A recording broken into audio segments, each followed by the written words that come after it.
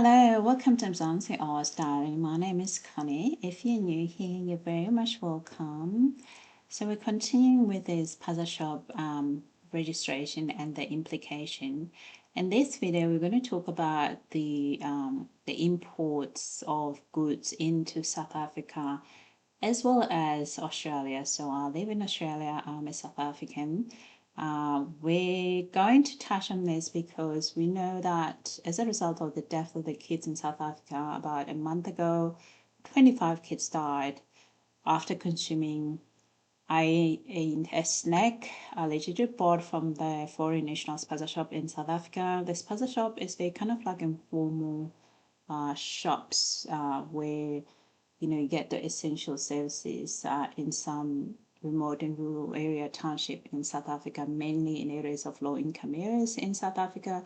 So these kids died when they bought these items. So as a result of these deaths, and I did mention to you guys that some of the issues that we highlighted was that a lot of these foreign nationals, they import goods into South Africa, and these goods don't comply with the South African Food Staff and Disinfectant Act in terms of their labeling, expiry date, and so on. And I did say to you that that is due to the enforcement issues. The government has been slipping, not doing their job.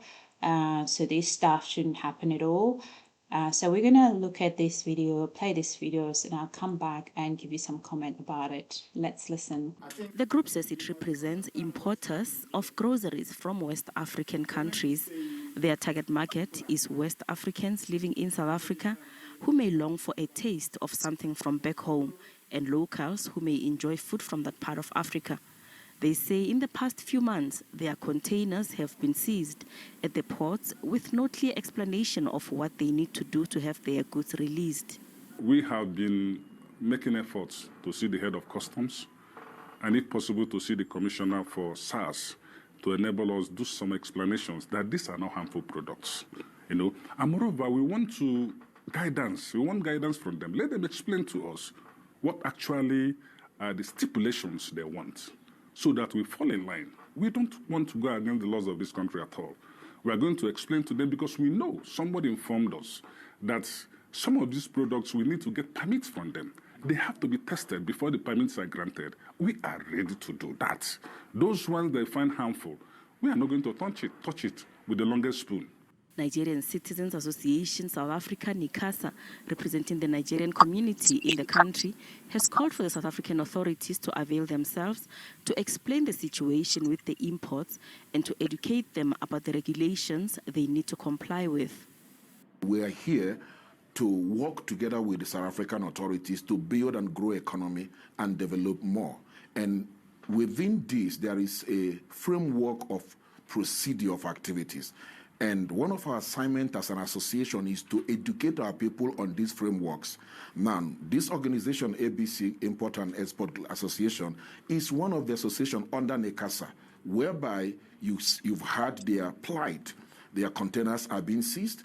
Some allegations have been rumored around and televised that they import expired goods. These are one of the stereotypes that are being labeled against Nigerians. And we want to work together with the government, work together with the authorities. As you've heard them request, they want to see the leaders of customs, the commissioner, and the leaders of SARS, so that they can have a better understanding of what are the requirements, what are the procedures, and in this, they will stay within that framework, which they have been doing. Now, when their goods are being seized, and nobody knows about it, and it stays for years or months, and then got expired, then we're all seeing it on television. It is not a right representation. SARS spokesperson Sipiti Sibeko says for anyone running a business importing goods into the country, they must be registered with SARS. The importer then appoints a clearing agent to assist them with clearing the goods through customs. Where there are products such as foodstuff, medicine, electrical equipment, which is governed by other departments. SARS obviously will have to interact with those departments and inform them, and those departments obviously will then come and have to themselves look at the documentation and whether or not the products, say if it's electrical equipment, whether they are compliant with the compulsory standard, if it's foodstuff with Department of Health, if it's medicine, with Department of Health, and if it's foodstuff with the Department of Agriculture, to ensure that the products that come into the country are compliant. Over and above that, the document that that they submit, that SAD 500, is then processed through what we call declaration process system, which checks and verifies through algorithm whether indeed the system, the products that have been declared are indeed in compliance with everything. Sibeko says the goods go through what is called the risk engine to ensure that goods that are not compliant with regulations are then sifted aside and do not go through. So, as you have listened to this video, so a lot of immigrants in South Africa are complaining about the product that they've imported elsewhere not being released on time, and they seem to be really confused about the processes. So I'm a little bit now anxious and very concerned about the seemingly lack of understanding of the process of importing goods into any country. Because if you really are a business person, you call yourself a business person, these things should be the first thing you look at, especially if you think about importing goods in any country, whether it's in South Africa or in Australia. There's a lot of rules and regulation and laws that a business person who's actually a real business person should be a number one thing that you make yourself familiar with the processes. It's actually similar in most countries, including South Africa. So when people import foods into South Africa, there's a lot of things that a person needs to consider, and this applies as well in Australia. You need to determine the import eligibility, especially when we're talking about food stuff. And we know that in South Africa right now, the authority there are working overdrive for good reason. You cannot tell me you have 25 kids died for preventable causes of having these dangerous goods being sold to them. And there clearly was a failure from the authority point of view everywhere. There was a failure in all that, from the entry of this product into the stores, whatever the circumstances are, but these products weren't actually safe enough to be even sold. So the determining that the import that a person is wanting to import in any country, that is this product going to be eligible for me to import to this country? For example, in South Africa, is this product going to be eligible for me to import this product into South Africa or into Australia? So you need also to check those requirements for animal, for plant, for processed food. Each product has its own requirement. We know that in Australia, you cannot bring anything, food into Australia, even when you travel, for good reason. And that I will talk about it later for that one. But that is the same first thing in South Africa, is that you need to determine your import eligibility. The second thing, you need to obtain a custom code. Okay. This one requires that a person that's importing product into South Africa is registered with South African Revenue Services, the SARS, to obtain an importer's customs code. You cannot import things without having that. This is good because you don't want to have illicit goods that enter into South Africa or any country. So these people who are complaining about they don't know, they need clarity. It's very simple. The process is the same. In South Africa it's the same, in Australia it's the same, and you'd find that in America it would be the similar processes. because they are industry within a country that the government may want to protect that industry, so may not want to have certain product to enter the markets because of either for the risk, also to make sure that certain industry grow within that country. So that's there, that a person must obtain that a customer code, and you get it from SARS. That's South Africa, number 2. The third thing as well that a person must think about obtaining, if you're really thinking about importing goods into South Africa, you must apply for a permit and certification. So this one, it depends what are you trying to import. So it's you applied from the Department of Agriculture, Land Reform and Rural Development, your DALRRD, that's where you get it from. Especially if you're a person is thinking of importing agricultural product, meat, dairy, fruits, vegetables.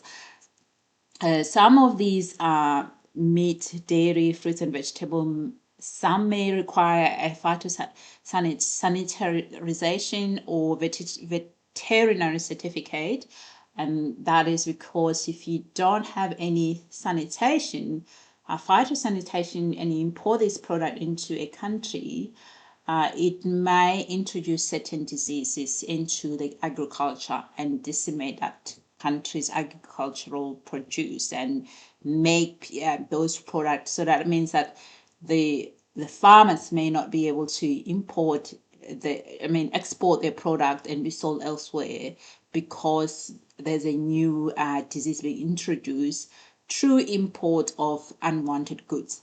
That is the same in South Africa. And I think due to ANC, their sleepiness, they haven't actually been enforcing this. And otherwise, you wouldn't have aldicar be found in South Africa if this really was enforced. So that is the thing that a person needs to get. And then another thing under that applying the permit and certification is that a person needs to have a health certification. So some of the food may require a certification. This certification may be from a country where a person is exporting from and the authority, and also when they import from that country, in this case Nigeria, they need to have that certificate from there. But also that whatever they import must be in compliance with South Africa's Foodstuff, Cosmetic and Disinfectant Act. So for all food products in South Africa must be compliant with that act.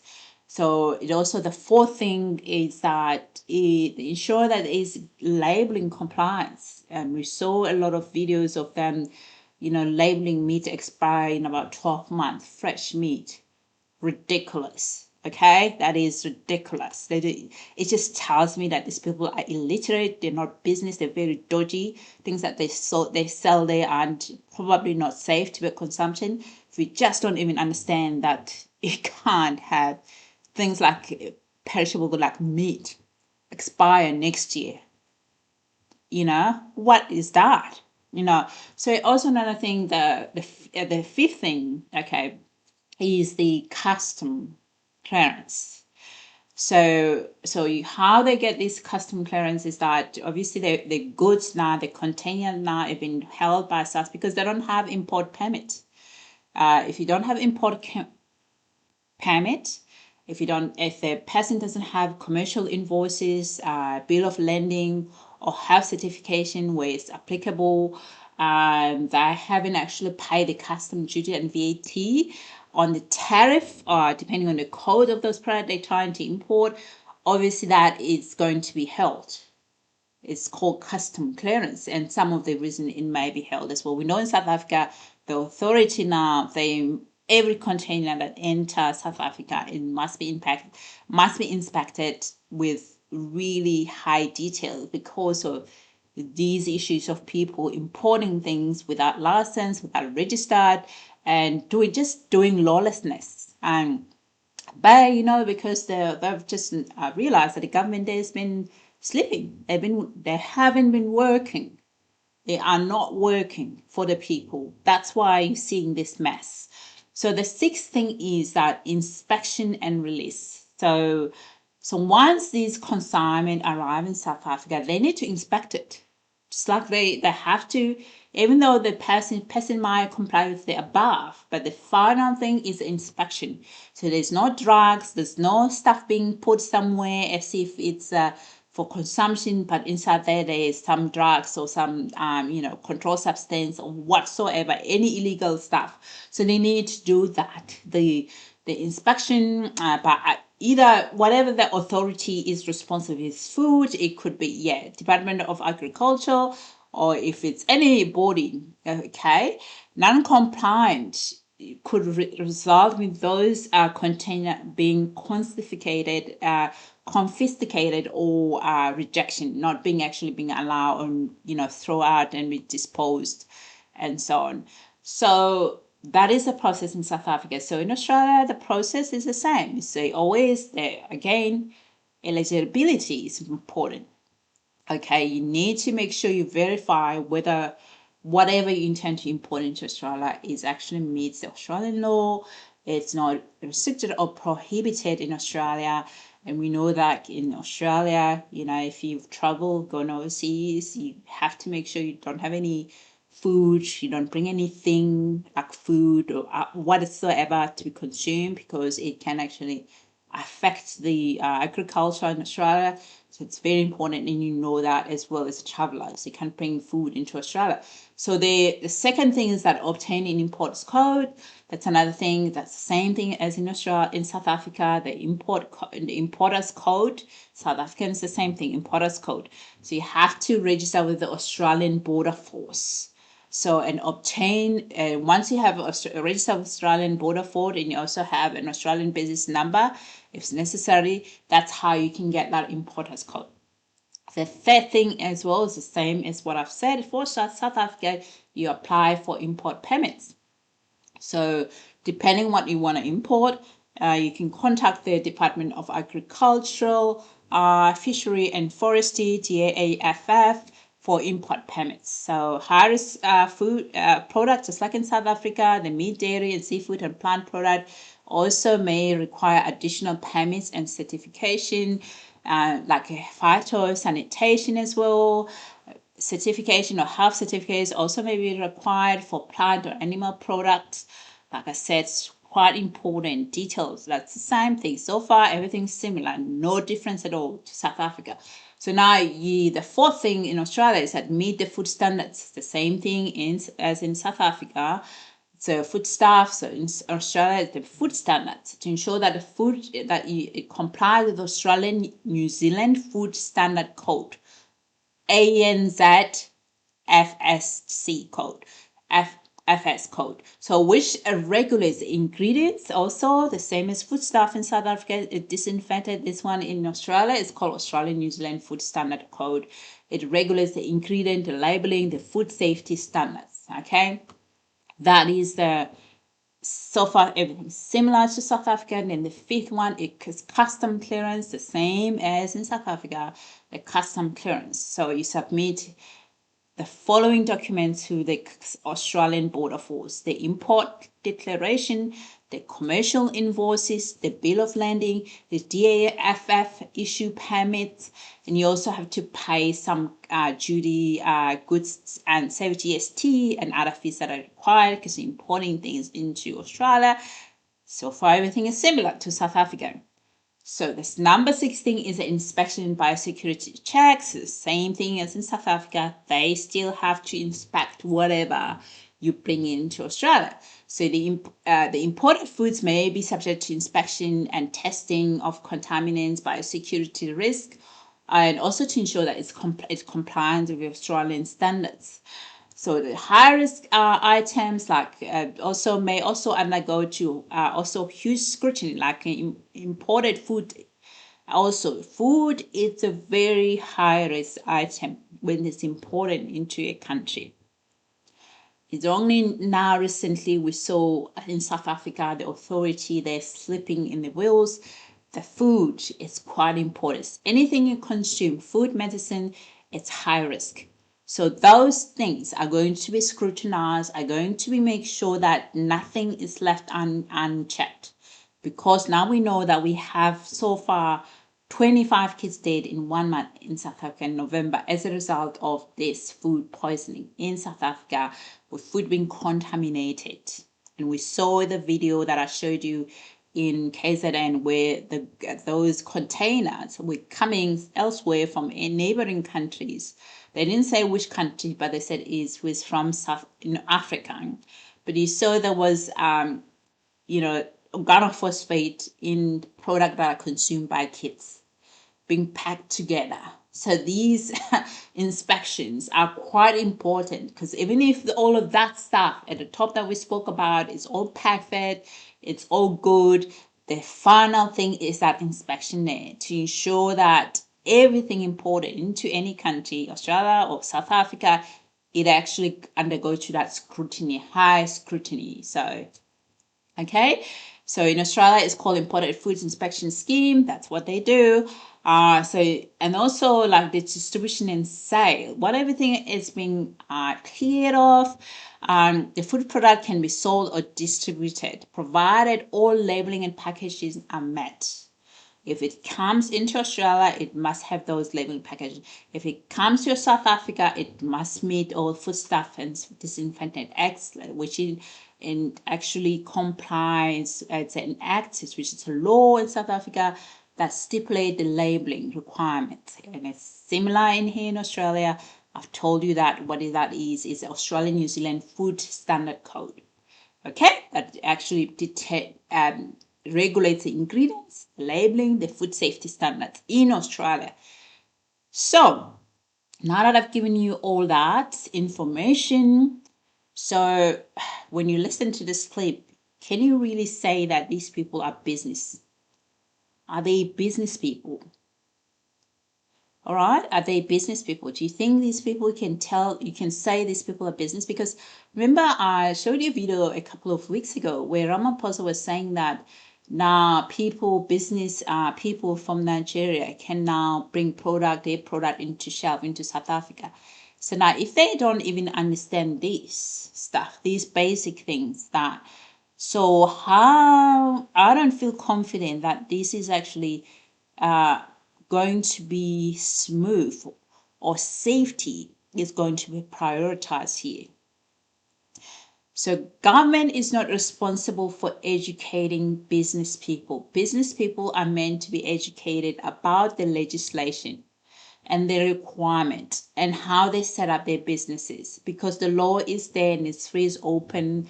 I don't sell these. I'm not an importer in Australia, but I'm the director of business development in one of our businesses, the Thrive Pathway. So I know this stuff. So, because I give people advice and recommendation about people when they're starting their businesses. So this stuff, it's something that people should know at the back of their hand, especially if there is the industry that intend to go into, like the business where they intend to go into. So they need to be looking into these laws, into this regulation, to ensure that they're compliant with that country's law and stuff. And it makes me so angry to hear this, knowing with what we've heard from Ramaphosa when he said, these now the business people from certain countries will come into South Africa and bring the goods there. And it's kind of like thinking, okay, are you really sure whether there's safety? The issue here is about safety. It's not about not allowing people to trade in South Africa. If you're trading with another country is good, but you must always be compliant with that country's law. You can't just do things as you please. South Africa, until recently, used to be a country with laws. And, we just don't do things as you please. You follow the rules of South African's law and how things need to be labeled to be brought in the country. And people can't just come in and be forming this puzzle shop anywhere within South Africa. As far as I know, I grew up there. I know it used to be like that until came along this ANC thing, and destroyed all, because like I said, they were not meant to destroy South Africa. They were meant to keep what was good and actually review things that were bad due to apartheid and improve from there, not destroy things and create these things that are useless. And actually now we know they're deadly. Failure not to comply with the law is deadly in South Africa, very deadly. And South Africans have a really a right to really be concerned about anything that's to do with importing and bringing goods into the country. There's always a huge problems with substance use disorder of people bringing illicit, controlled substance like cocaine and other stuff, and be packaging into some stuff, and some of them swallowing them. So all of the stuff are going to influence the community safety within South Africa. So safety of South Africans should always be a priority. Okay, Ramaphosa can make things as he pleased to please himself and his business in Nigeria. He must always put things in place, making sure everything that he puts forward protect the South Africans, protect the interests of South African children. They don't get exposed to products that are going to kill them in the community. So this is what I wanted to stop this video here and give you some insight, my view about it. This is still related to this Paza shop, because we know that they didn't know so far. They didn't know who actually brought this product into South Africa. They still don't know how this product got into South Africa, because they were illicit. They weren't labeled correctly. They could not. There's no way they would have known, the authority in South Africa, because they weren't labeled accordingly to the standards that is required, the global standards of how the product needs to be manufactured and made and be labeled and comply with the law of South Africa. So obviously now they definitely need to be very careful about what any container it needs to be. They need to actually follow the law and do what they should have been doing all the time. So I don't appreciate the idea that people feel like somehow that they've been targeted. It's not about them. It's about the safety of South Africa. Any president that works in South Africa should always put the safety of South Africans. Any president or any premier of any country, any prime minister should always put the safety of Australians, safety of Australian community. So you cannot be people thinking that they've been targeted just because the authority are doing their job. The job they weren't doing, now they're starting to do it because of the death of the kids that unfortunately have left a lot of families really at the moment grieving the loss of the kids. It's really hard to lose a child. No family wants to need to go through that. And so it's something that I'm really concerned about, and I'm going to keep talking about this. And I think I'll keep talking it until the election 2027, 6-7, and reminding all these politicians in South Africa about that. We're still going to look into it. We're not going to back down with these. It's a very important matter. Just cannot. Safety of the community is number one. If the government of any entity start neglect that safety, and I think advocacy is very important, that we continue to be really vocal. We continue to raise this concern to the authority, obviously respectable in a way that in the interest of trying to improve the system within both countries. Unfortunately for us here in Australia, everything's still working well. We don't see, there's nothing, haven't seen anything of this stuff in terms of having people consuming stuff within Australia that are dangerous. And another thing, Meta, is that now it's festive holiday. In South Africa right now, there was a video whereby they actually confiscated some of the products, some of the alcohol that were illicit alcohol in South Africa. When they tested those alcohol, they found there was a methanol in it. We know that methanol is deadly, and unfortunately here, we've just learned here in Australia, remember those two young women that were actually having a good time, went overseas, and then end up themselves being killed after just having a cocktail in, I think it was Thailand where they went to, but Yes. So they found all of those cocktails that were illicit alcohol, and they tested them in South Africa, and they found to contain this methanol. They're illicit.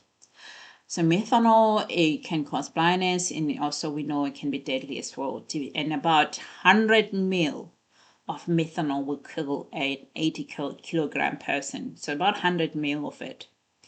So the standard drink's about 200. So nearly half of that will kill a person. So yeah, so these health, security, safety, anything people consume, doesn't matter, drinks, alcohol, whatever, you really have to be careful in ensuring that what you're drinking is actually been manufactured. You're drinking things from a reputable producer or a restaurant, and you're not just buying things that are going to be dangerous to you. So thank you guys. I hope you're all going to have a lovely holiday and safe one whenever we're going. And I'm going to be here in my home in Adelaide, just chilling, because I love this time of Christmas. Because I'm in Australia, I don't get to do a lot of stuff except for spending time with friends and family during Christmas, my small family and my close friends. And I haven't really had opportunity for many years to actually spend time with my extended family in South Africa, which tends to be really huge gathering when I'm in South Africa during Christmas, New Year. But hopefully in a couple of years I'll try and make a trip during Christmas and New Year.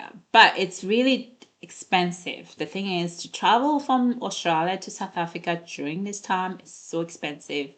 The ticket can get to 4,000 per person. Just imagine.